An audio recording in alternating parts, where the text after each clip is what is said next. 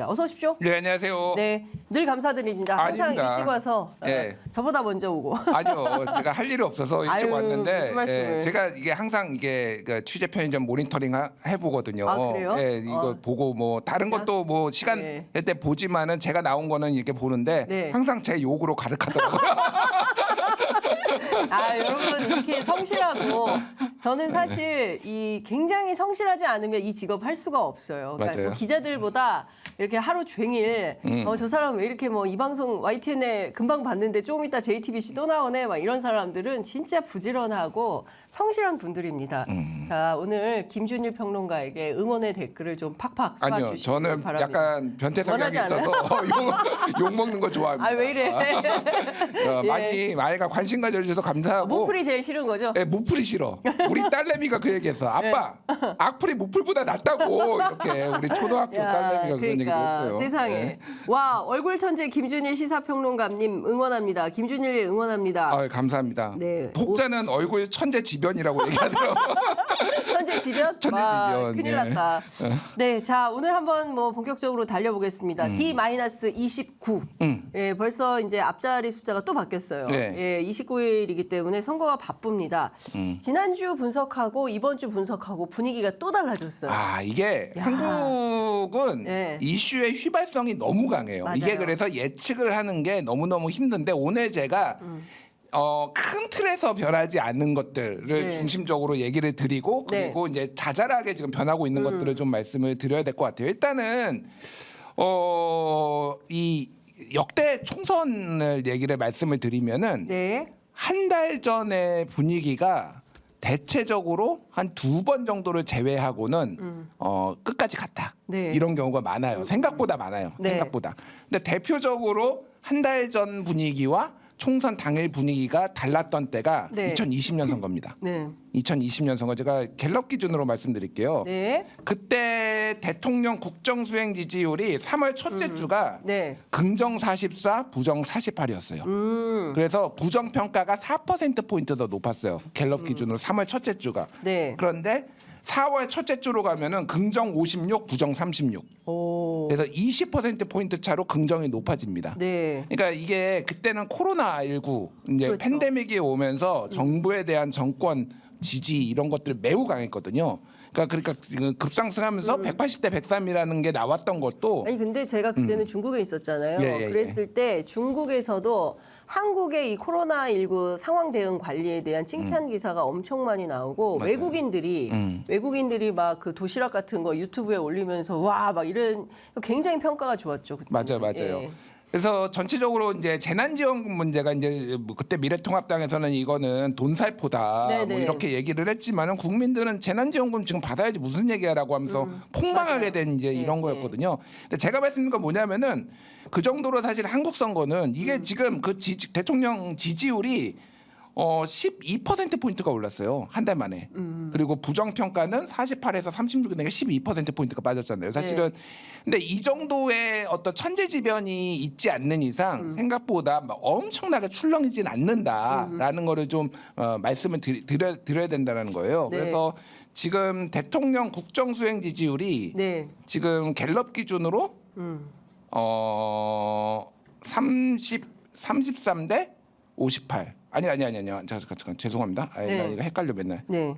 예, 지금 39대 54.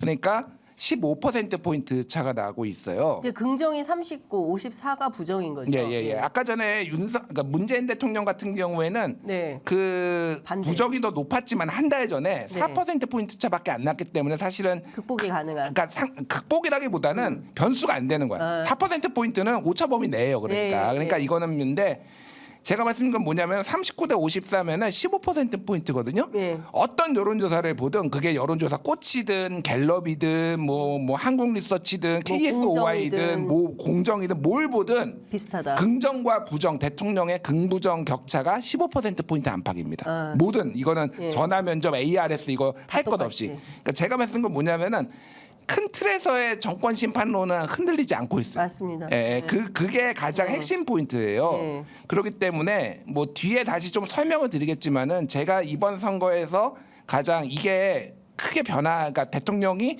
지난번 뭐 팬데믹이 와가지고 4년 전처럼 뭐 네. 무슨 이런 천재지변이 일어나지 않는 이상 이번 선거는 정권 심판론의 성격이 좀 더 강하고 네. 그래서 제가 그 다른 방송에서도 예측을 하는 거는 여소야대 확률이 매우 높다.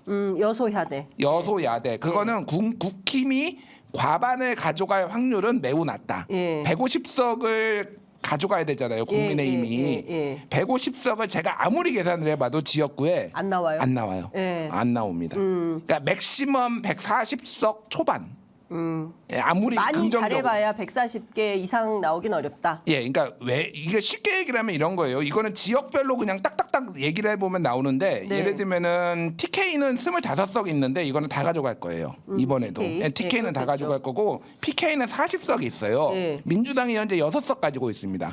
여기에서 줄어들더라도 한두 석이에요. 네. 그러니까 그냥 비슷하게 6석 빼고 그러면 서울은 4석 가져간다고 보면 되고 네. 서울이 지난번에 41대 8이었는데 네. 그거보다는 좀 더 가져간다고 보면은 서울이 줄었어요. 지금 48개로. 예. 그러니까 49에서 48로 그렇죠. 줄었기는 어쨌든 예. 이거를 예를 들면은 뭐 32대 16 정도로 이제 잡는다. 매우 이제 긍정적으로 보수적으로. 보수 쪽으로 보수가 한 8석 정도 더 증가한다라고 또 하더라도 예. 경기도 쪽이 그 대통령 긍부정 평가가 갤럽 기준으로 30% 포인트가 나거든요. 네. 그러니까 다른 데보다 차이가 훨씬 커요. 부정이 굉장히 높아요. 네. 다른 지역보다. 네. 그러니까 호남을 빼놓고는 제일 높아요. 그러니까 예, 경기도가. 경기도. 그러니까 경기도 쪽에는 사실은 국민의힘이 승산이 별로 없다. 지난번보다 몇 석 정도 더 가져간다라고 이거하고 충청도 같은 경우는 28석이 있는데 네. 원래 충청도는 지난번 선거를 빼놓고는 항상 반반이었습니다. 예. 그러니까 이거를 반반이라고 지금 왜냐하면 국민의힘 지지율이 상대적으로 더 높아요. 네. 뭐 이런 거를 다 계산을 다 더해 보면은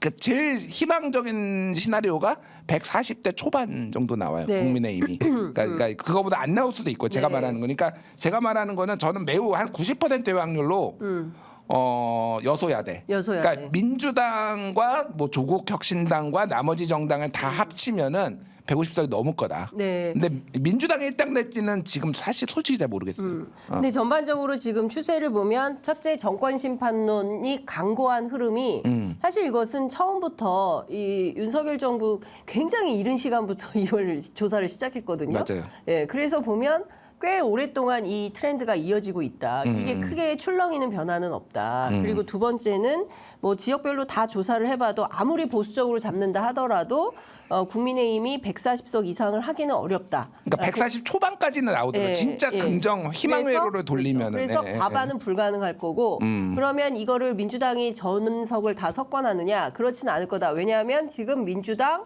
조국혁신당, 개혁신당, 새로운 미래 뭐 이 등등의 야권의 정의당도 있잖아요, 정의당. 정의당도 있고 야권의 정당들이 쭉 있기 때문에 이 정당들을 뭐 또 무슨 비례연합당도 있고 그걸 다 합치면 전반적으로 여소야대 가능성이 매우 높다. 그러니까 22대 총선도 21대 총선과 마찬가지로 여소야대 국면은 계속 이어질 수밖에 없다. 저는 그러니까 돈을 걸려면은 네. 많이 걸 수 있어요. 여소야대. 얼마 갈 거예요? 얼마까지 되는데 얼마까지 받아주는데. 많이 건다 그래서. 내가 회식 쏠게. 여소야대 안 되면은 여기 팀 다 전원 회식. 전원 회식. 한우로. 와, 투뿔 한우로. 박수 치고 있어요. 그래서 김준일이 한우 쏜다. 갑자기 네. 국민의힘 지지하고 그러시는 거 아니죠? 갑자기 뭐 한우에 팔아 넘기는 거 아니겠지 설마? 예, 그러시면 안 됩니다. 네. 예. 자, 보겠습니다. 우선 지금 그 말씀을 계속 해주신 것처럼 국민의힘은 이번 총선 슬로건이 국민의힘이 합니다. 지금 합니다. 이거예요. 민주당 선대위 정식 명칭은 정권심판 국민승리 선거대책위원회. 그리고 이채 양명주 뭐 이러면서 이제 윤석열 정부 5대 실정을 부각시키겠다. 이제 이런 건데요. 여론조사 꽃 조사 볼 수 있습니까? 여론조사 꽃 조사를 보면 지금 CATI 그래서 이거는 전화 면접이고요. 하나는 ARS 조사인데요. 그 내용을 좀 보겠습니다. 그걸 좀 띄워주시면 좋을 것 같고요. 자, 그러면 윤석열 정권 안정을 위해서 여당의 힘을 실어줘야 한다가 37.9. 그다음에 윤석열 정권 심판을 위해 야당의 힘을 실어줘야 한다가 54.3. 4. 잘 모르겠다가 7.7. 그다음에 뒤에 밑에 ARS는 마찬가지로 이제 여당에 힘을 실어줘야 된다는 게 42.5 그리고 아니다. 야당에 힘을 실어줘야 된다라는 것이 52.9. 그러니까 앞서 말씀해 주신 대로 실제로 그 여당 그 심판론이 여당 심판론보다 여당 심판론이 훨씬 우세하다 이렇게 볼 수가 있는 거죠. 그렇죠. 네. 네. 이게 지금 오히려 그 ARS가 더 격차가 좁잖아요. 그러네요. 예, 그게 무슨 얘기냐면은 중도층이 네. 오히려 이 지금 윤석열 정부에 대해서 상당히 부정적으로 보고 있다라는 ARS는 정치 고관여층이잖아요. 네, 네. 그러니까 예, 예. 응답을 열심히 하시는 분들이 지금 상대적으로 8% 포인트 아니 10% 포인트밖에 안 나잖아요. 네, 네. 그러니까 대통령 긍부정 평 그 차이하고 대략 비슷합니다. 저게 그러니까 네, 네. 다른 여론조사도 대체로 비슷해요. 그렇게 예. 본다라면은 지금 현재 큰 틀에서의 정권 심판론은 이제 바뀌지 않았는데 사실 여기에서 되게 중요한 게 20대. 20대. 예, 왜 20대가 중요하냐면은 네. 지난번 윤석열 정부가 탄생하는데 지대한 공을 세웠던 게 사실은 20대였어요. 그렇습니다. 왜냐하면은 20대 이대남을 중심으로 20대가 반반이었거든요. 네네. 반반이었어요. 그 지지가 그러니까 국민의힘 그 윤석열 후보를 지지한 게. 근데 지금 윤석열 그러니까 갤럽 기준으로 제가 말씀드릴게요. 갤럽 기준으로 네. 윤석열 대통령 국정수행 평가 네. 제일 낮은 나이대가 20대예요. 예, 그러니까. 그렇죠. 20대, 30대, 40대 요 세대가 전 세대가 고르게 특히 20대가 그러니까 잘하고 있다, 잘못하고 있다. 요거를 예. 말씀드리면은 예. 20대가 22%, 네. 갤럽 기준 가장 최근 3월 첫째 주, 30대가 27%, 40대가 25%, 50대가 40%, 60대가 56%. 그래서 20대가 제일 낮아요. 그러네요. 물론 이제 부정이 상대적으로 61%니까 다른 데보다 비슷하거나 조금 나. 왜냐하면 무응답층이 많습니다. 그러나 네. 기본적으로 지금 보수를 지지했던 20대들이 지금 윤석열 정부의 실정에 지금 다 이탈했다 이렇게 보는 게 맞을 것 같아요. 그래서 그러니까 국민의힘이 지난번만큼 선거만큼 이렇게 힘을 발휘하기가 좀 많이 힘든 약간 네. 상황이다 이렇게 보는 게 맞을 것 같아요. 그 와중에 제가 존경하는 네. 윤희웅 센터장께서 도착하셨습니다. 길이 많이 막히죠. 오늘 그러니까요. 공항고속도로가 밀려가지고 경우가 없거든요. 예. 근데 오늘 공항고속도로가 꽉 막혀 있어요. 그런 날이 있습니다. 괜찮습니다. 감사합니다. 자, 저희가 무슨 얘기하고 있었냐면요. 이번 총선 전반적으로 지난주하고 좀 흐름이 좀 바뀌고 네. 있다. 그리고 두 번째는 그 갤럽 분석해 주셨고 여론조사 꽃 이번 주 조사 저희가 보고 있었습니다. 그러니까 전반적으로 정권 심판론 기조가 흔들리지 않는다. 네. 그리고 민주당의 공천 파동이 한 달 정도 진행이 됐지만 선대위를 출범시키면서 이 분위기가 좀 바뀌어가고 있는 흐름인 거 아니냐? 어떻게 전망하세요? 맞습니다. 이제 지난 연말 분위기까지 이제 민주당 입장에서는 회복한 것은 아니지만 네. 1월, 2월 지나면서 사실은 이제 국민의힘의 시간이었거든요. 어떻게 네. 보면 한동훈 위원장의 시간이었죠. 1월과 2월 거의 동무대라고 할 수 있고 사실 캠페인 관점에서 봤을 때도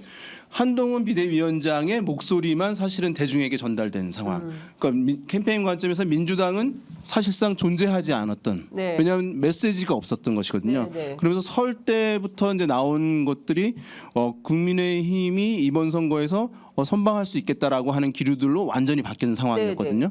근데 지금 이제 3월 되면 지난주부터 그 하늘 아래 이제 새 것이 없는 것이니까 네. 사실은 이제 거의 다 사실 나온 것 같아요. 국민의힘에서의 캠페인에서 써먹을 수 있는 자원들 그런 것들은 나온 상황인데 민주당이 집중적인 공격을 받다가 임종석 비서실장이 어쨌든 당의 입장을 네, 예. 존중한다고 하는 기류로 틀어막은 점이 저는 이제 상당히 긍정적인 측면들. 그러니까 현재 민주당 지지층이지만 지금의 체제에 좀 불만이 있던 사람들도 그것을 감수하게 되는 효과가 있었던 것 보이고 또 한 가지는 조국 혁신당의 효과가 제법 컸던 것 같아요. 뭐냐 하면 조국 혁신당은 굉장히 이제 어떤 개혁적인 마인드 더 클 거 아닙니까? 네. 만약에 검찰 개혁이든 이런 것들. 네. 그런데 이 층들이 마찬가지로 민주당 체제에 대해서는 좀 아쉬움이라든가 불만들을 가지고 있었을 텐데 조국 신당이 출연함으로 인해서 이분들이 적극적으로 의사 표출을 하게 되고 침묵하지 않게 되고 하면서 어떤 지지 표출을 하게 되면서 전반적으로 정권에 대한 견제 심판 기류가 일정 부분 이제 복원되는 흐름으로 지난주부터 약간 바뀌는 흐름들을 확인되고 있다라고 보이고요. 어떤 정당 지지율에서는 여전히 이제 차이가 있긴 해요. 국민의힘의 정당 지지율이 높고 더불어민주당의 지지율이 낮은 상황인데 네. 조국혁신당의 정당 지지율 합치면 사실 차이가 없는 상황이 거의 돼버린. 비슷한? 예. 그래서 이제 여권 야권 기류로 보게 되면 지금 이제 보시게 되는데요. 네, 저거 조국신당이 현재 지지하는 정당이에요. 미러미터 조사인가요? 아니요, 한국갤럽 조사인데요. 조사. 비례를 투표할 것이냐가 아니라 지금 현재 당신이 지지하고 있는 정당 어디냐. 네. 근데 보면 더불어민주당 31%잖아요. 네. 조국신당은 6%예요. 네, 비례로 물으면은 더 많이 나오죠. 예. 근데 합치면 37이 같은 것이니까. 동률이네요. 그러면 지금 이제 이 기류를 본다면 또 이제 추가적으로 좀 봐야 될 것 같습니다. 이번 네. 주에 나오는 것들이 그렇지만은 최근에 이제 과도하게 전망됐던 부분들 있잖아요. 국민의힘 여당이 이번에 압승을 거둘 것이다. 네. 170석 이상에 갈 것이다라고 하는 어떤 전망들은 업무너. 제법 좀 약간 그러니까 아직은 그것을 단정할 수 없는 상황이 돼버려서 지금은 팽팽한 상황이어서 네. 어쨌든 선거의 결과를 섣불리 얘기할 수 없는 상황이라고 보는 것이 지금은 합리적이라고 왜냐면 지표상으로 봤을 때 그러니까 여론조사 지표가 아니라 네. 또 다른 무언가를 가지고 얘기하시는 분들이라고 하면 또 나름 근거가 있다고 할 수 있을 텐데 지금 변화되는 이제 지표로 봤을 때는 아직 총선이 이제 끝난 상황은 아니다라고 보는 것이 합리적일 것 같습니다. 네. 그러니까 난 요 얘기는 좀 해야 돼. 그러니까 왜 네. 그러냐면은 그 실명은 뭐 얘기 안 하겠지만은 뭐 엄모 씨하고 최모 씨가 170석과 165석 국민의힘 네. 의석을 예상을 했어요. 네. 제가 두 가지를 비판을 하는데 하나는 그 얘기가 나왔던 시점이 공천도 안 끝나는 상황이었어요. 후보가 안 정해졌어요. 후보가 정해져야지 대략적으로 이 후보 경쟁력도 대충 보고 뭐 이렇게 봐야 될 거 아니에요. 그러니까. 네. 그러니까 뭐 어떤 이슈로 출렁이는 거 말고 후보도 안 정해졌는데 이거를 지금 상황에서 170석이다 165석이다 이렇게 얘기를 하는 게 이제 말이 안 된다라는 거 첫 번째. 그러니까 이거는 이제 사자의 영역이다. 제가 보기에는 네. 제가 굉장히 조심스럽게 항상 얘기를 하는 이유가 그거고 두 번째는 제가 아까 전에 얘기했듯이 저는 제가 나름의 근거가 있거든요. 어느 지역에서 몇 석을 가져가고 몇 석을 가져가고 이거를 합치면 이렇게 될 것이다라고 데이터를 보고 얘기를 했어요. 그래서 아까 전에 얘기했듯이 충청은 반반을 가져가는 상황. 그리고 뭐 일단 TK는 국민의힘이 다 가져가는 상황. 뭐 PK는 예를 들면 40석 중에서 지금 민주당이 6석 가지고 있는데 뭐 거기에서 2석을 더 뺏어 온다고 하면은 뭐 예를 들면 이런 가정이 있어야 됐잖아요. 어떤 근거로 170석을 얘기하시는지 제가 이해를 못 하겠어요. 그러니까 숫자가 안 나와요. 제 계산으로는 170석은 나올 수가 없어요. 네. 170석이 나온다는 건 무슨 얘기냐면은 쉽게 얘기를 하면은 2008년에 서울이 48석이었거든요. 네. 그때 한나라당이 40석 가져가고요. 민주당이 7석 그리고 한국당 창조한국당이 네, 한 석. 창조한국당. 네. 그래서 하여간 40대 8이었어요. 대충 보면은.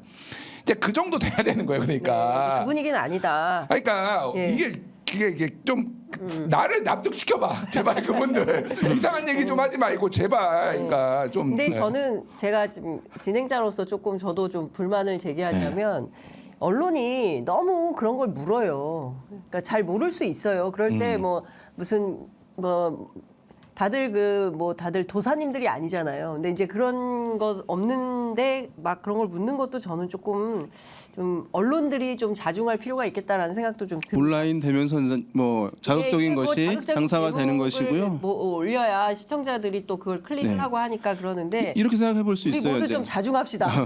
그러니까 한 달도 더 남은 지금 이제 한 달을 네, 들어왔지만 29일입니다. 만약에 한 달 정도 남은 상황 또 그 이전에 선거 결과가 이렇게 될 것이다라고 나름 이제 어떤 흐름이 이런 방향으로 가지 않겠냐라고 얘기할 수 있는데 네. 몇 석이다 이렇게 단정적으로 얘기하는 것은 그러면은 그 한 달 동안 네. 선거의 가장 귀재들은 어디겠어요? 정당이라고 볼 수 있잖아요. 정당이 선거 운동을 할 필요가 없죠. 네. 자, 그러니까. 제가 지금 두 가지 조사, 뭐 시간이 많지 않아서 빠르게 좀 보겠습니다. 한겨레하고 글로벌 리서치가 수도권 대상으로 여론조사를 했는데요. 그러니까 왜냐하면 최대 승부처가 수도권이기 때문에 그렇습니다. 전체 그 254개 지역구 가운데 122개가 걸린 그야말로 전체 48%의 유권자들의 선택에 의해서 총선 판도가 갈리기 때문에 굉장히 중요한데 여기 한겨레가 조사를 했더니 자 보겠습니다. 서울 정부 심판론이 47, 지원론 41, 인천 56, 38 그리고 경기 57, 37 이렇게 나와 있습니다. 그리고 이제 갤럽도 좀 잠깐 같이 보겠습니다. 갤럽에서 지난 3월 5일부터 7일 1000명 대상 조사한 바에 따르면 정부 지원 위해서 여당 후보가 많이 그러니까 국민의힘 후보가 많이 당선돼야 된다.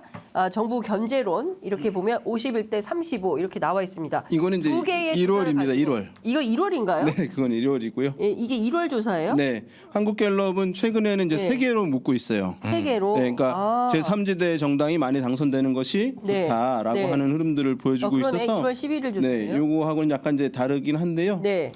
그러니까 39 여당 당선 39, 네. 민주당 제1야당 당선 35, 네. 제3지대 당선 16이에요. 그래서 네. 제3지대랑 야당을 같이 묶으면은 39대 51로 보면 될 것 같아요. 아. 갤럽 기준으로 가장 예, 최근 예, 게 예. 3월 첫째 주. 자 그러면 요 두 가지 한겨레 조사하고 갤럽 조사를 묶어서 보면 앞서 이제 말씀 쭉 주신 대로 사실상 정부 심판론이 전반적으로 우세한 거다. 그러니까 똑같아요. 지금 한겨레 지금 어디죠? KSO인가요? 어디죠? 아니요. 글로벌 리서치. 한겨레 글로벌 리서치도 예. 두 개의 그 격차가 12% 포인트고요. 네. 갤럽도 12% 포인트로 예.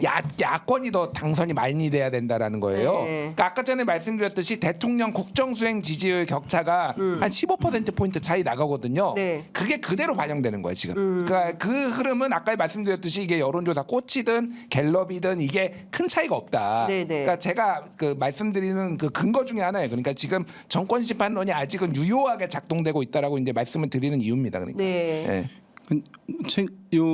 이것도 사실은 약간 줄긴 했었거든요. 네네. 최근 이제 두 자릿수에서 한 자릿수 흐름으로 줄어드는 흐름들이 네. 최근 한 2, 3주 있던 상황이었는데 네. 다시 이제 이것이 나타나니까 사실 정당이나 어떤 세력의 메시지가 선거 캠페인 상황에서 얼마나 네. 중요한지를 보여주는 사례라고 할 수 있을 것 같아요. 네. 그러니까 어떤 기류가 있다 하더라도 그것을 누군가가 또는 그것의 우호적인 어떤 세력에서 메시지로 전달되어서 대중에게 전달될 경우에는 네. 그것이 다시 이제 활성화가 되는데 이제 사실 민주당은 그동안 이제 어떤 메시지 자체가 없던 그런 상황이었는데 네. 조국 신당 등의 출연으로 사실 이런 것들이 굉장히 활성화되는 측면들이 네. 있다고 볼 수 있는 거예요. 그리고 뭐 최근에 사실은 이 물가 문제도 크죠. 상당히 영향을 주고 있는 네. 것으로 보입니다. 네. 왜냐하면 여러 가지 평가들은 상당히 개선되는 부분들이 있는데 물가와 경제와 관련한 부분에서는 평가 더 악화되고 있는 흐름들 보이거든요. 사람들의 실제적인 부분이니까 사실은 야당 심판하고자 하시는 분들도 있을 수 있겠고 또 야당의 부실함에 대해서 또는 정부의 힘을 실어줘야 한다는 기류가 있을 수 있는데 네. 가장 현실적인 문제에서 불만을 문제를 가질 수밖에 없는 상황이다 보니까 어떤 야당 심판은 정부 지원론이 더 활활 타오르기가 현실적 제약이 너무 크다고 보입니다. 그러니까 저는 두 가지인데요. 그러니까 경제적으로 사실 이제 장바구니 물가가 너무 심각하게 올랐어요. 그래서 이제 보수 언론들도 이게 에그플레이션 문제가 대두된다. 아니 일단 동아일보 과일을 살 수가 없어. 너무 비싸가지고 장바구니 물가가 저는 주부니까 늘 저는 마트에 가서 물어보거든요. 귤이 왜 없습니까?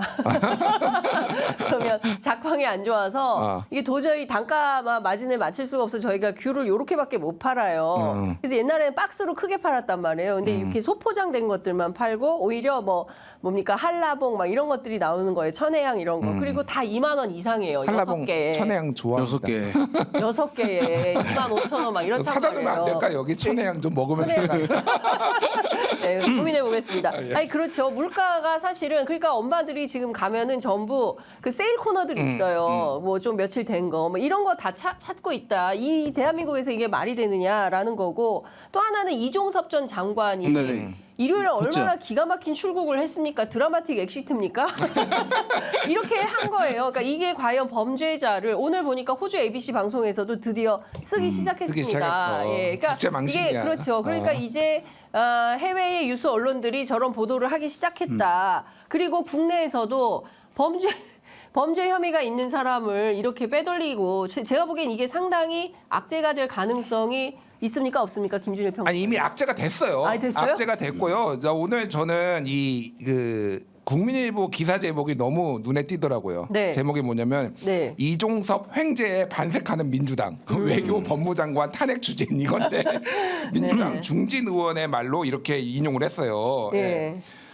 이종섭을 주 호주 대사로 임명하는 것이 상식적으로 이해가 되는가? 민주당 입장에서는 호재가 아니라 횡재 수준이다라고 했는데 이거는 네. 하늘에서 떨어졌다. 솔직히 얘기하면은 이게 그러니까 민주당이 잘해서 올라간 게 아니라 국민의힘과 대통령의 오판인 건데 국민을 우습게 한 거죠. 오늘 제가 그 김병주 의원 네네네. 언론 인터뷰 하셔가지고 한참 이 얘기 관련해서 이제 얘기를 했습니다. 네. 그러니까 두 가지 얘기를 좀 많이 했어요. 그러니까 김병주 의원도 제일 화가 난 게 그러니까 이종석 국방부 장관하고 동기래요. 맞아요. 예, 그래가지고 사실은 매몰차게 하기 인간적으로 하지만 공공고공이고 사는 사다. 내가 해야 될 일은 한다라는 건데, 근데 가장 이제 그 김병주 의원이 화를 내신 거는 국민을 너무 우습게 한다. 이 정부가 이렇게 보내면은 이게 아무 일도 없을 줄 알았냐. 첫 번째, 두 번째는 이게 이종섭을 보호하려는 게 아니라 이종섭을 못 믿어서 보낸 거다. 그러니까 이종섭이 이제 떠날까봐? 야인으로 있으면은 본인이 굉장히 불안하잖아요. 그렇죠. 그러니까 심지가 이제 뭐 이게 정권에서 뭔가를 배려를 하지 않으면은 이게 대통령실까지 번질 수가 있기 때문에 사실은 이종섭을 좋아해서 그런 게 아니라 본인들의 안위가 걱정돼 가지고 이렇게 한 거다. 그렇죠. 이런 얘기를 아니 이제 그러니까 신들게 7월 30날 그 불러가지고 보고를 받잖아요. 저 박정원 대령한테. 그래서 당신 수사 잘했다. 이제 이첩하면 되겠네라고 회의 끝나고 사실 임성근 사단장에 대해서 인사 조치하기 위해서 남아서 조금 더 얘기를 했다는 거지 않습니까? 그리고 나서 그 이튿날 7월 31일 오전 11시 45분 02-800으로 시작되는 대통령실 전화를 받고 바로 이어서 57분에 누구에게 전화합니까? 김계환 사령관한테 전화를 하고 지시를 하고 본인은 어디로 가요? 우즈베키스탄 출장을 가는 겁니다. 너무 누구냐, 누구의 목소리가 들렸던 거냐, 이거를 바로 이종섭 전 장관이 밝혀야 되는 거예요. 그놈 목소리. 그분 목소리. 그놈. 아니 영화 제목 얘기한 거야. 영화 제목. 그놈 목소리라는 큰일 나, 잘못 얘기하면. 그러니까 제가 보기에는 상당히 걱정이 됐을 수 있다. 이 사람이 양심 그 휘슬블로워가 될 수 있잖아요. 그죠? 그러니까 자기가 사실은 본인이 궁지에 몰리면은 그렇게 얘기할 수 있다라는 거예요. 그러니까 일단은 빼돌린 거 아니냐라는 의혹을 어떻게 보십니까? 예, 이 부분은 이전 상황을 사실은 어떤 심판론, 견제론 기류를 네. 받고 있었던 상황의 건을 대중들로 하여금 네. 이 정부가 환기시켜 준 거예요. 네. 사실 상기시켜 준 거거든요. 네. 그래서 이제 뭐 그 사안 자체는 말씀하신 것이 뭐 분명하니까 사실관계가 밝혀져야 되는 그렇습니다. 것이고 예전에도 사실은 이제 이렇게 많이 있었잖아요. 보은 해외 뭐 도피 네. 뭐 이런 것들이 이제 많이 이제 있던 건데 그런 연장선상에서 국민들이 아마 생각하지 않을까. 그래서 이제 요 최상병 사건이 사실은 굉장히 분노를 야기하는 것이고 네. 이 사안 같은 경우에는 진보 성향층 외에 네. 중도나 심지어 보수 성향층에서도 그렇죠. 이 사안은 사실은 매우 예의주시하는 사안이고 사실 그 건을 보게 되면 생각나는 것이 윤석열 대통령이거든요. 그러니까 윤석열 대통령도 사실 그런 상황에서 대중적 인기를 얻은 것인 네. 상황이잖아요. 맞습니다. 근데 그런 상황에서 지금 박정훈 대령이는 오버랩되기는 하는데 거기서 사실 문제를 야기한 것처럼 보이는 것인데 네. 이것을 이제 해외로 대사를 임명했다라고 하는 것은 아마 국민적 공감이 쉽게 되지 않는 사안일 것이고 네. 이것은 제가 봤을 때도 당하고 어떻게 연결이 됐는지 모르겠습니다. 사전 협의가 된 것인지는 모르겠지만 네. 여당의 선거 캠페인에서는 뭐 상당하게 이제 악재로 작용할 수밖에 없는 그런 사안입니다. 왜냐하면 지금 두 사람이 중요합니다. 이종섭 전 장관도 굉장히 주요 피의자이고요. 손준성 검사도 마찬가지예요. 이 손준성 검사도 사실은 고발사주 의혹의 핵심 당사자예요. 이 사람이 피해자가 아니거든요. 근데 누군가로부터 지시를 받아서 이제 고발사주를 하게 된 이런 상황이 있는데 이 사람을 결국에는 승진시켰거든요. 그러니까 이것도 보온성 인사다라는 얘기가 나오는 거예요. 그러니까 이 두 사람에 대해서 이것은 뭐 그냥 진보 유권자뿐만 아니라 평범하게 이게 맞아? 이게 공정한 거야? 상식적이야? 이렇게 문제 제기를 하지 않을 수 없는 상황인 거다라는 것이고요. 그 과정에서 이재명 대표가 어제 새로운 신조어를 만들었어요. 이채양명주. 네. 예. 아니 이거는 지민 비조보다 입에 더 안 붙어. 아 그래요? 이채양. 이채양명주 난 술 이름인 줄 알았어요 처음에. 예. 예. 근데 계속 하다 보면 또 입에 그렇죠. 붙더라고요. 예. 예. 그 지민 비조도 사실은 어려웠어요. 어려웠어. 예. 처음에 그 누구지? 저기 신장식 변호사가 신장식, 할 때 좀 너무 어렵다 했는데 사람들이 이제 다 쓰더라고요. 이태원 참사, 최수근 상병 사건, 그다음에 양평도로 저 명품백, 그다음에 이제 주가 조작 의혹 사건, 이것에 대해서 확실히 책임을 묻는 그런 선거를 만들겠다. 이런 캠페인이 지금 시작됐다고 볼 수 네, 있을까요? 이제 그 전에는 야당 입장에서는 이제 그런 게 없었죠. 그러니까 야당 입장에서는 정권 뭐 이런 얘기 하잖아요. 네. 야당이 언제까지나 정권 심판론에 매몰되어서 선거 사실은 이렇게 이제 정당 지지율도 하락되고 선거가 어려운 국면으로 가고 있다라고 하는 얘기를 하시는 분들이 있어요. 근데 네. 야당 입장에서는 정권 심판론, 정권 견제론 외에는 사실 할 게 없어요. 그러면은 이제 그 사안들 같은 경우는 정권 심판 견제론이라고 하는 선거 캠페인에 있는 소재들인 거죠. 네. 그 소재들로 지금 보면 이제 5개를 정했다라고 하는 것으로 보이고 그래서 그 5개를 계속해서 환기시키면서 이번 선거 캠페인을 이제 야당이 공격하고 여당이 방어하게 하는 그 정권 심판론 프레임이 확산되도록 하는 선거 캠페인을 하겠다라고 하는 것으로 이제 정비를 한 것으로 보입니다. 네. 근데 그러니까 저는 뭐 윤희용 센터장님 굉장히 존경하고 그런데 조금 생각이 다른 게 뭐냐면은 네. 그러니까 정권 심판론은 상수예요. 제가 말하는 건 언제 야당은 그러면 정권 심판을 얘기 안 하는 선거가 있나요? 제가 말씀드린 건 뭐냐면은 이거는 이종섭은 사실 얻어 걸린 거예요. 그러니까 물론 윤석열 대통령의 판단 차고 이거를 사실 총선 이후에 보냈어도 됐거든요. 근데 이거 굉장히 오만했던 거죠. 그러니까 이 정도는 그냥 묻어갈 수 있다라는 건데 저는 그것만 가지고는 그러니까 천수답 같이 약간 그러니까 운에 기대는 선거다. 그래서 민주당의 제가 뭐 자주 얘기하는 건 뭐냐면 민주당의 기득권이나 정치권의 기득권이나 이런 것들을 조금 내려놔서 비호감도 중도층이 좀 더 다가갈 수 있는 비호감도를 좀 낮추는 거는 굉장히 중요한 일이다. 그게 근데 아직 안 나왔다. 이제 이런 말씀 드리겠습니다. 예. 자, 오늘 나온 보도들이 조금 있어서 이것도 좀 살펴보고 가겠습니다. 동아일보가 여론조사 전문기관 리서치앤리서치에 의뢰해서 10일 중성동 갑구 선거구 거주하는 508명 여론조사 했는데요. 전현희 후보가 42.9, 윤희숙 후보가 36.6 이렇게 나왔습니다. 다른 여론조사도 비슷한 보이는 조사가 또 있었던 것 같은데요. 실제로 이 지역에서 어렵다고 했었지만 꼭 그런 것은 아니다. 이렇게 볼 수 네. 있겠네요. 그러니까 우리가 지금 말씀해 주시는 것들 또 최근에 많이 나오는 것들이 이제 서울의 접전지들 네. 많이 보여주고 있잖아요. 네. 그럼 되게 보면은 민주당 후보들이 앞서고 있어요. 네. 그것은 이제 그 현직 지역구이기 때문에 당연히 그런 부분도 있고 야당의 후보가 이렇게 이제 딴 지역에서 온 경우들도 있죠. 네. 서울이 아닌 지역도 이제 수원도 있고 합니다만 이것을 무엇을 의미하는 것이냐 하면 네. 우리가 많이 얘기할 때 서울과 경기가 정당 지지율이 다르다라는 얘기를 많이 했어요. 네. 그러니까 수도권이 예전에 이제 하나로서 동일한 흐름을 보였는데 경기도는 민주당이 월등하게 우위를 보이지만 서울 같은 경우는 국민의힘의 정당 지지율이 대부분 이제 높게 나오는 흐름들이 최근에 잡히고 있다 이렇게 얘기를 하는데 그것과 지역구 선거는 다를 수 있다는 걸 보여주는 거예요. 왜냐하면 우리가 정당 지지율의 선호를 표출할 수 있잖아요. 전체를 질문을 받았을 때.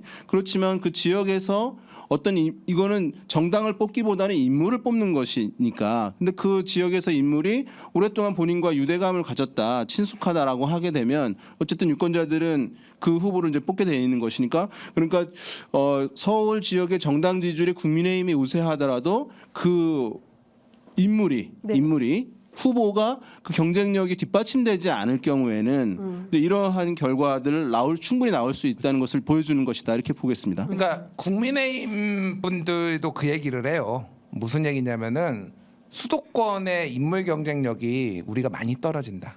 그러니까 왜냐하면은 네. 전체적으로 수도권 선거가 2016년부터 해가지고 계속 국민의힘이 어려웠고 TK가 계속 잘 되면서 좋은 자원들은 TK나 아니면 강남 3구에만 몰리고 이쪽에는 계속 안 되니까. 그리고 지난번에 지방선거에 이쪽에 그나마 남아있던 자원들이 다 들어가 버렸어요.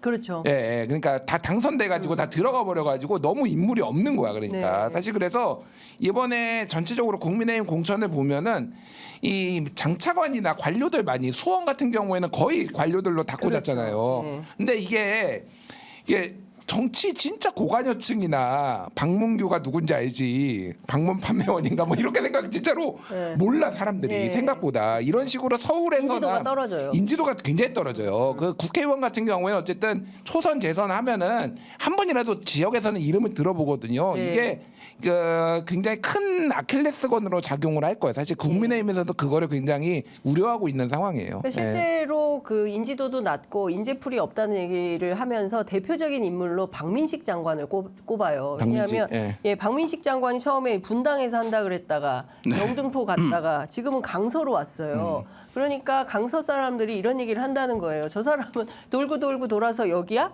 이런 이제 그 국민의힘 유권자들도 이제 이런 비판을 한다는 겁니다. 그러니까 인물 경쟁력도 굉장히 중요하다. 그러니까 정당 지지도는 이 정도 수준에서 늘 치러졌던 것 같고 지금부터는 민주당의 인물 돌파력 이게 굉장히 중요하다. 아까 저 격전지 쭉 보여주셨는데요. 인천 계양을, 서울 마포을, 그다음에 광진, 부산, 수원 이렇게 돼 있는데 전반적으로 민주당 후보들이 앞서는 조사 경향을 보이고 있습니다. 이게 갤럽 조사죠? 네, 뉴스원이 네. 이제 한국갤럽에 의뢰해가지고 조사를 이제 쭉 5개 지역을 한 것이거든요. 네. 지금 이제 보이고 있잖아요. 이제 계양을 같은 경우에 이재명 대표가 45%, 원희룡 전 장관이 41%, 4% 포인트 오차범위 내이긴 합니다. 네. 또 이제 이전에 비해서는 줄어들기는 한 상황인데 수치상은 이제 앞서 있는 상황인데 이 계양을이 사실 워낙 민주당한테는 텃밭 중에 텃밭이기 때문에 예. 사실 원희룡 장관이 41% 이렇게 이제 격차를 좁힌 것도 사실 대단한 부분들이 있는 것이거든요. 네. 캠페인도 잘하고, 그러니까 이제 이걸 놓고 봤을 때는 여전히 이제 민주당 후보가 앞선다라고 이제 단정할 수 있겠습니다만은 네. 한편으로 이제 이재명 대표가 여기 그 전체 선거를 이제 관리하면서 다른 지역들을 적극적으로 방문하는 것들을 하기보다는 네. 계양을의 좀 본인 선거에 집중을 좀 할 수밖에 없지 않겠냐라고 보시는 시각들이 많이 있어요. 아, 그래요? 어쨌든 이제 아주 현격한 차이가 나면 모르겠습니다만 어쨌든 일정 부분 격차가 줄어든 상황이기 때문에 네. 그렇게 볼 수는 있습니다만은 그다음에 이제 이 마포을이죠. 정청래 민주당 후보가 49%, 네. 함은경 국민의힘 후보가 33% 격차가 뭐 매우 큰 상황이죠. 네. 그러니까 제가 조사를 이렇게 해보면은 어떤 지역은 초선을 한번 했어요, 4년. 그런데도 지역에서 인지도가 절반밖에 안 되는 경우가 많이 있어요. 아, 그러니까 왜냐하면 네. 이 대중들이 그 사람을 꼭 알아야 할 이유가 없는 거잖아요. 그 선거할 땐 좀 아는 것처럼 느껴졌다가 그러는 경우가 그런 많은데 경우는 정당 보고 투표를 해서 그런 건가요? 그렇죠.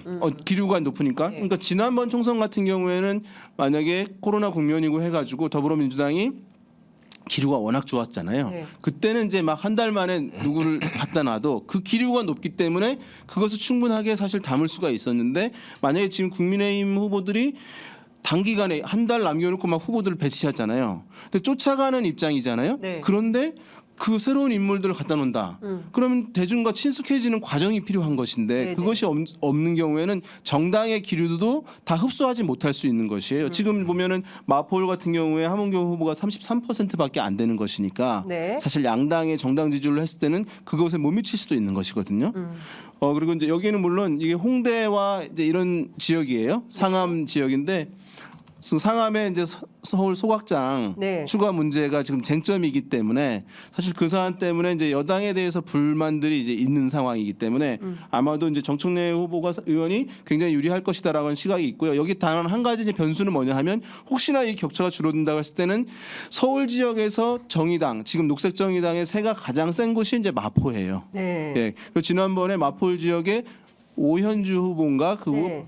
거의 9% 득표를 했어요. 그러니까 이번에 이제 장혜영 의원이 장혜영 나오는데 네. 어느 정도 이제 득표를 하느냐, 그다음에 이제 이 정청래 함은경 두 사람의 격차가 좀 줄어드느냐 여부 이것이 네, 이제 네, 네. 관건이 될 수 있다고 네. 보겠고, 그다음에 이제 광진 지역인데 고민정 의원이 44%, 오신환 전 서울시 부시장이 37%인데 네. 이 지역은 아까 우리 김준일 수석께서 얘기를 하신 2008년 총선 있잖아요. 네, 네. 그때 민주당이 서울에서 7석 얻었다고 했잖아요. 예. 그때도 광진을은 민주당이 의석을 가져갔던 곳이에요. 강남 빼고 예. 당시에 추미애 전 장관이었죠. 예, 예, 네. 예, 그렇군요. 그러니까 사실은 민주당 세가 좀 있는 곳이긴 하죠. 한강 벨트임에도 불구하고. 그러니까 뭐 사실은 어려울 것이다라고 예측됐던 지난주까지만 하더라도 상당히 어려울 것이다라고 예측됐던 지역들이 꼭 그렇지만은 않은 흐름을 보여주고 있다는 것이 이제 확인이 된 것 같고요. 이제 시간이 41분 지나고 있어서 그 비례정당 얘기 좀 여쭤볼게요. 보면 그 여러 조사가 나왔습니다. 뉴스토마토 조사도 나왔고 그리고 KBS 조사도 나왔고 그리고 부산일보 조사도 나와 있고 굉장히 많은 조사가 나와 있는데 전반적으로 보면 이제 국민의 미래 그러니까 이것은 국민의힘에서 만든 위성 정당이죠. 여기가 일단 뉴스토마토 조사를 보겠습니다. 이거 보면 국민의 미래가 31.3 그리고 조국혁신당이 24.6 더불어민주연합 이것은 그 민주당에서 저 진보 정당들하고 같이 만든 이 정당이 23.3, 개혁신당 5, 새로미래 3.4 이렇게 나와 있고요. 그리고 부산 저 보시는 조사도 네. 있고요. 한국갤럽에서 예. 이제 지난주 한 것에서는 네. 조국혁신당이 15%, 예. 더불어민주연합은 25%, 예. 국민의미래는 37%인데요. 네. 한겨레가 수도권 지역만 대상으로 글로벌 리서치에 의뢰해서 한 조사에서는 예. 더불어민주연합과 조국혁신당이 19%로 동률로 보이고 있었습니다. 예. 그리고 부산일보에서 부산 MBC하고 같이 한 조사에서는 국민의 미래가 44, 더불어민주연합이 15.9, 그리고 조국혁신당이 20%예요.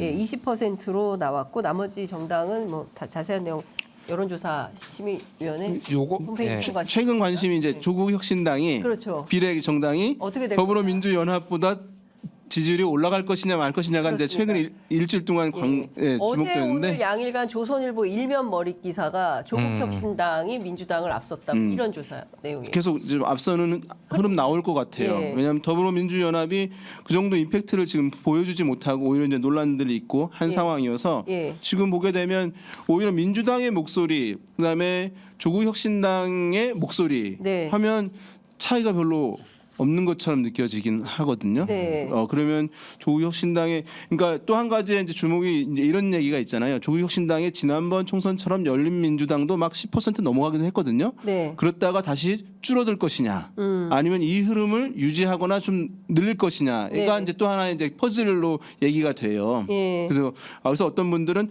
지난번에도 그렇기 때문에 이제 이것은 확실히 줄어들 것이다라고 하는 시각도 있고 그런데 네. 제가 봤을 때는 그게 줄어들지 않을 가능성이 오히려 더 크다고 전망이 됩니다. 왜냐하면 그때는 사실은 이제 구심력이 없던 상황이었잖아요. 네네. 없었음에도 불구하고 이제 그 정도 떨어졌고 근데 지금은 이제 조국이라고 하는 구심점이 있는 상황이잖아요. 그리고 그때는 더불어 시민연합인가요? 당시에 네. 워낙 이제 사실은 더불어 시민당. 시민당이 캠페인 잘했고 민주당이 이제 목소리가 컸기 때문에 다르다 다른 세력이다라고 하는 것에 진보 성향층 유권자들이 굉장히 공감을 한 거예요. 그래서 막판에 이제 더불어 시민당으로 간 것이잖아요. 지금 같은 경우에는 뭐 연대를 하는 것처럼 느껴지기도 하고 네. 그리고 이제 민주당이 캠페인을 사실은 이제 아주 잘하고 있지 못하는 그런 상황이고 네. 그런 면에서 봤을 때 조국혁신당의 이 기류가 지난번 열린민주당처럼 떨어지는 방향으로 가지는 않을 것 같다 이렇게 보입니다. 네. 그러니까 저는 조금 짧게 반론을 말씀드리면은 네. 20%는 과하다. 뭐 그거 이제 예, 그렇습니다. 예. 저는 뭐 두 자릿수. 예, 그러니까 저도 두 자릿수 보고 있는데 아마 10% 초중반 정도 나올 것 같아요. 10% 초중반을 보고요. 왜 그러냐면은 민주당이 뒤로 가면 되게 급해질 거예요.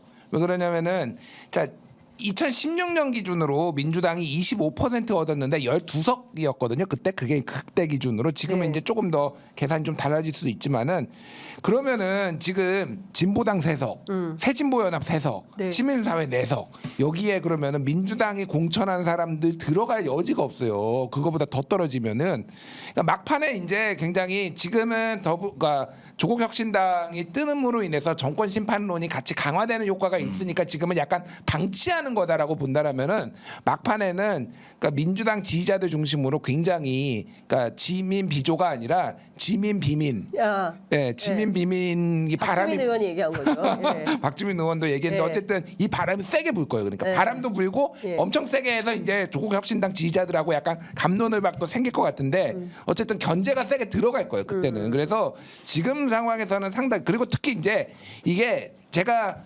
국민의힘이 과반을 넘을 가능성은 매우 낮다라고 했지만은 일당에 대해 가능성은 저는 살아있다고 보거든요. 그러니까 네네. 네, 그러니까 민주당. 그러면은 민주당하고 국민의힘하고 어쨌든 투표 결과로 상징적으로 누가 일당이 되느냐가 되게 중요하잖아요. 그렇죠. 근데 이게 이쪽에 비례를 너무 많이 뺏겨버리면은 네. 일당을 넘겨줄 수도 있다라는 거예요. 그러니까 그런 위기감 이런 네. 것들 때문에 어쨌든 비례 더불어민주연합으로 막판에 좀 더 이게 표가 많이 이동할 것 같아요. 제가. 네. 네. 어찌됐든 지금 뭐 민주당에서 그 비례 후보들에 대한 조정이 좀 필요하다라는 요구가 있고 어제 오늘 양일간 시민사회에서 회의를 하고 있는 걸로 알고 있고 무려 이제 4만 명이 참여해서 한 투표 결과를 그러니까요. 이걸 어떻게 해야 되냐 아마 매우 곤혹스러운 상황인 것 같은데 관련해서 어떤 논의가 진전되는지 추가 취재를 통해서 보도해드리도록 하겠습니다. 제가 이것 좀 여쭤볼게요. 조국 혁신당 지지 연령대를 보면 40대, 50대가 압도적이에요. 그리고 20대, 그러니까 18에서 이거는 이제 지난주 갤럽 조사인데요.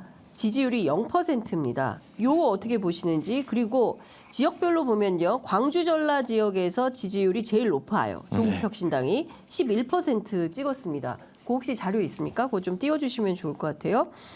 정당 지지율, 갤럽 정당 지지율 그렇습니다. 말씀하시는 거죠? 예, 자, 예. 이 현상을 어떻게 봐야 될까요? 그러니까 20대는 소위 말해서 이제 입시와 관련된 거잖아요. 네. 가장 본인들이 직접적으로 피해를 입었다라고 생각하고 불공정 이슈라고 생각을 했기 때문에 특히 이제 조민 씨가 이제 활동하고 이런 것에 대해서 굉장히 불만족스러운 세대이기 때문에 20대가 0%까지 나오는 거니까 0%라고 하는 거는 1% 미만으로 이제 거의 안 잡힌다라는 얘기죠. 그러니까 이제 그거를 이제 이해를 하시면 될 것 같고 50대가 제일 높은 거는 쉽게 얘기하면은 동질감 그리고 부채 의식입니다. 저거는 조국 사태 때 벌어졌을 때 가장 많이 열심히 나왔던 것도 86세대들이 이제 열심히 나왔고 네. 지금 50대가 지금은 사실은 저도 50대거든요. 그러니까 사실은 70년대 초중반생들까지 다 50으로 접어들었어요. 근데 여기가 민주당 지지세가 가장 그러니까 그런 좀 적극적인 세대라고 해야 되나 이런 세대들이 이제 상당히 포함됐거든요. 그러니까 그런 효과라고 좀 봐야 될 것 같아요. 그래서 근데 이제 20대 같은 경우에는 투표율이 조금 어차피 떨어지기 때문에 생각보다 저 조국 신당의 지지가 상당히 유지될 가능성이 높다 이제 이렇게 봐야 될 것 같아요. 예. 이제 원인론적 분석이 맞다고 생각하고 이제 네. 결과론적으로 봤을 때 어쨌든 이제 민주당의 핵심 지지 기반에서 상당히 균열을 내고 있는 거예요. 네. 사실은 왜냐하면 조국 신당이 아까 이제 정당 지지율만 한다면 네. 한 전체는 6%인데 40대 50대는 2배가 된단 말이죠. 네. 그러니까 그 40대 50대 같은 경우는 민주당의 고정 지지 세대인 거예요. 네. 예, 그런데 거기서 이런 비율이 사실 떨어져 나간다라고 하는 건 그래서 정당 지지율도 사실은 6% 비례에서는 15% 20% 나오잖아요. 네. 근데 저는 더 중요한 건 정당 지지율 자체에서도 6% 나온다. 네. 만약에 이게 두 자릿수 된다고 하면은 사실 민주당의 지지를 잠식하는 것이거든요. 그러니까 그러면은 민주당 내 지지층이 이게 나중에 뭐 열린민주당처럼 하나가 합쳐질 수도 있겠지만 네. 제가 봤을 때 당분간 그럴 가능성이 없어 보여요. 총선 끝난 원내 다음에. 진출한다 하더라도 예. 조국 대표가 공개적으로 표명하기를 합치는 일은 없다. 압도하고 왔잖아요. 그러면 이제 정의당을 대체하는 게 본인들의 목표다 이런 얘기를. 이 얘기는 사실은 총선 이후에 네. 민주당 범민주당 세력에서의 이제 균열, 예. 분리 네. 이런 현상의 전조를 좀 보여주는 현상이라고 할 수 일종의 이제 있어요. 본인들은 진보의 예인선이 돼가지고 일종의 연합 정치 모델을 만들어 보겠다. 그러니까 민주당은 큰 덩어리의 어떤 뭐 중도 보수까지 포괄하는 정당이라면 본인들은 진보의 가치를 가지고 보다 더 공격적이고 세게 빠르게 뭐 강소 정당론이라고 하는데 이제 그런 뭐 포지셔닝을 하고 있는 거죠. 그 얘기는 저는 뭐 지금 상황에 총선을 앞두고 캠페인적 관점이 이제 크다고 생각되긴 해요. 들어가면 바뀔 거다. 왜냐하면 사실은 우리가 이런 말 하잖아요. 표심이 명분을 따르느냐 아, 이런 얘기 하는데 실제로는 현실적으로 이렇게 얘기하거든요. 명분은 표심을 따르는 거거든요. 어디에 세력이 많으면 거기에 명분이 생기는 것이 네. 경우가 많아요. 그래서 그러니까 이번에 이제 더불어민주당이 상당하게 이제 1위 정당을 하고 상당히 월등한 성적표를 낼 경우에는 네. 뭐 말씀하신 이제 그 흐름으로 갈 수 있을 텐데 이것이 이제 1등을 하지 못하거나 네. 아니면 상당히 성과가 좀 불만족스러운 결과가 난다고 할 경우에는 아마 총선 이후에 이 조국 신당에 대한 주목도가 더 커질 가능성이 있거든요. 네. 그렇게 되면 민주당 내에서의 이런 흐름, 뭐 세력 간의 뭐 이런 이제 대결 양상, 네. 구도, 뭐 이런 야권의 구도 이런 부분에도 상당 부분 이제 영향을 상당 부분 줄 가능성이 이제 있다는 점을 약간 조짐을 이제 보이는 측면이 있어요. 조국 혁신당의 과제는 20대의 지지를 어떻게 끌어올리느냐. 보니까 30대도 1%예요. 그리고 중요한 것은 2030 세대로부터 어떻게 사랑받는 정당이 될 거냐. 이제 이것이 본인들의 주요 과제가 아닌가 싶고. 저는 2030은 조국 혁신당은 버리고 하는 게 맞다고 봅니다. 어설프게 네. 거기 끌어안으려고 그런 게 아니라 더 본인들이 잘하는 거 40대 50대 더 많이 끌어들이는 게 훨씬 더 현실적인 전략이라고 봐요. 맞아요. 네. 이게 보면 옛날에는 이렇게 세대가 있으면은 조금씩 변화가 있었거든요. 네. 요즘처럼 이렇게 단절되어서 여론이 나타나는 경우는 제가 한 20년 가까이 네. 했지만은 처음입니다. 네, 알겠습니다. 그 뭐 지금 조사가 쏟아지고 있는데요. JTBC 조사에서도 지난 대선에서 이재명 대표를 지지했던 지지자의 40%가 이번에는 조국 혁신당을 찍겠다라는 내용이 나와 있는데요. 제가 간단하게 끝으로 이것 좀 뭐 준비한 내용은 많은데 다 못할 것 같고 조국 대표는 그래서 비례 몇 번 해야 됩니까? 왜 이제 말씀 여성이 1번을 해야 되는 것이니까 네. 어? 그러니까 앞에 한다면은 제가 봤을 때 이제 이렇게 해야 되는 거죠. 그냥 한다면 이제 앞부분을 2번 정도로 해서 하는 방향이 있고 네. 그다음에 이제 후순위를 해서 내 마지노선이다라고 결기를 이게 보여주는 방식이 있는데 그 안에 애매하게 하면 좀 이제 그렇죠. 네. 부분은 있는데 앞번호를 하거나 완전히 후순위로 가거나 네. 어떤 그런 근데 선택이 2번 필요하다.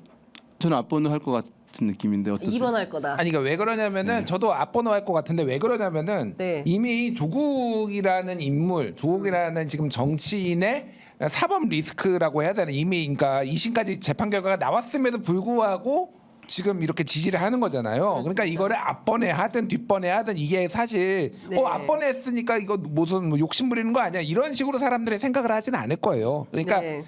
지금 대법원에서 파기환송될 가능성도 뭐 남아있기는 하지만은 그게 아니라고 본다라면은 이건 또 승계거든요 네. 사실상. 그러고 본다라면은 굳이 뒤에 할 이유가 있을까? 저는 뭐 2번 아니면 4번 네. 뭐 하지 않을까 그렇게. 자, 봅니다. 저희가 뭐 어떤 번호를 하게 될지 좀 지켜보도록 하겠습니다.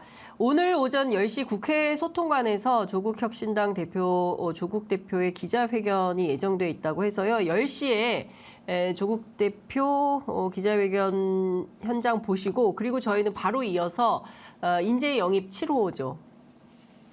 박은정 검사. 박은정 전 검사 저희가 만나서 인터뷰를 좀 해보도록 하겠습니다. 시간이 조금 남아 있긴 한데요. 제가 이것 좀 마지막으로 여쭤보도록 할게요. 어찌됐든 선거 분위기가 조금씩 바뀌고 있고 개혁신당 같은 경우에는 상당히 기대보다 좀 못 미치는 수준으로 변화하고 있는 거 아니냐라는 자체 판단도 좀 있습니까 내부에? 개혁신당은 내부에 조금 잡음들이 조금씩 있어요. 제가 아주 그래요? 디테일한 거는 다 말씀을 못 드리겠고 네. 전체적으로 선거 전략이나 이런 거에 있어서 조금 뭐 이견들이 좀 있다고 합니다. 그래서 지금 조금 이 김종인 지금 공천관리위원장도 잘 안 나오시고 네. 당사에 안 나오시고 아, 본인 그래요? 사무실에 계신다고 주로 라디오 인터뷰는 많이 하시던데. 예. 그래서 전체적으로 지금 재조정이 좀 필요하지 않나 좀 이런 생각이 들어요. 내부에서 조금 비례 문제를 가지고도 조금 잡음 있다고 제가 비례 문제를 가지고도. 비례 문제를 가지고 좀 잡음 있다고 들었어요. 예. 예. 그러면 그 화성을 아까 어떤 분이 좀 댓글에서 여쭤보시던데 화성을 분위기는 좀 어떻습니까? 알 수 없습니다. 알수 지금. 없어요. 근데 이 조사가 아마 나올 텐데 지역구가 늦게 정해지면서 언론사에 조사를 하려면은 그 통신사 안심번호를 신청해야 되거든요. 선관을 통해 가지고 그게 이제 열흘 정도 걸려요. 다음 주에 나오고. 예, 그래서 이게 아마 왜 화성을 조사는 안 나오냐라고 예, 하실 텐데 예. 그 텀이 좀 빨리 한다 하더라도 예. 이제 뭐 7일, 8일 이제 네. 이 정도 걸리는 상황이기 때문에 네. 좀 기다리셔야 된다고 볼 수가 있겠고 그 조사가 개혁신당에는 매우 중요합니다. 왜냐하면은 네. 이재석 대표가 만약에 경쟁 구도를 만들게 된다면 분위기가 좀 살아날 수는 있는 부분이 있을 텐데 네. 거기서 사실 미미하다라고 하면 네. 사표가 된다고 하는 흐름들이 강화될 것이기 때문에 네. 다른 후보들한테도 영향을 상당히 줄 수밖에 없고요. 이게 지금 보면 조국 신당이 나타나면서 네. 개혁 신당이 상당히 타격을 준 거예요. 왜냐하면 대중의 관심이라는 것은 제한적인 것이거든요. 네. 그러면 1당과 2당 알고 제3정당 하나 정도 기억이 남는 것인데 조국 신당이라는 것이 있으면서 개혁 신당이라든가 새로움이라든가 다른 정당들이 사실은 들어오지가 않는 부분들이 있고 네. 그다음에 이 신당들 같은 포션 같은 것들이 한 15%될 거라고 보여요. 네. 그러면은 사실 그 부분을 그 정당들이 나눠 갖는 것이거든요. 네. 그러니까 왜냐면 의석은 정해져 있는 것이기 때문에 그래서 합이 정해져 있다는 게 너무 중요한 거예요. 이 싸움터 틀이거든요. 네. 그러니까 여기에 조국 신당이 민주당 표를 가져가는 것도 있지만 여기서 또 흡수하는 것도 있는 것이거든요. 그러면 다른 정당들 포션 더 줄어드는 흐름들이 있기 때문에 네. 더군다나 이제 제3지대 보도를 언론이 하잖아요. 네. 그러면 민주당 국민의힘 민주당 보도를 하고 조국 신당 얘기를 해요. 네. 나머지 정당 얘기를 지면을 통해서 전달이 안 되는 부분들이 있거든요. 그렇죠. 요거- 확실히 네. 언론 네. 보도량이 많이 줄었습니다. 많이 줄었어요. 예. 그래서 되게 다 공감하고요. 다 동의하고요. 첫 조사에서 332 정도가 나와야 돼요, 사실은. 그렇게 아니면은 쉽지 않아요. 그러니까 332? 332라고 하는 거는 민주당 3, 국민의힘 3, 이준석 2, 그러니까 20%대. 네. 그러니까 아니면은 10% 후반대라도 나와야지 이게 나오는데 만약에 한 자릿수 나온다 그러면은 사실상 끝났다고 보는 게 더 맞을 것 같아요. 그 정도로 사실 그러니까 모멘텀을 만드는 게 쉽지가 않아요. 그러니까 양당의 치이기 때문에. 예. 예, 알겠습니다. 하여간 그 선거가 D-29일로 돌입을 하면서 오히려 더 선거 상황은 상당히 좀 치열하게 전개가 좀 되는 것 같습니다. 저희가 이번 주에는 요 정도 듣기로 하고요. 저희가 다음 주에 또 찾아뵙도록 하겠습니다. 고맙습니다. 네, 감사합니다.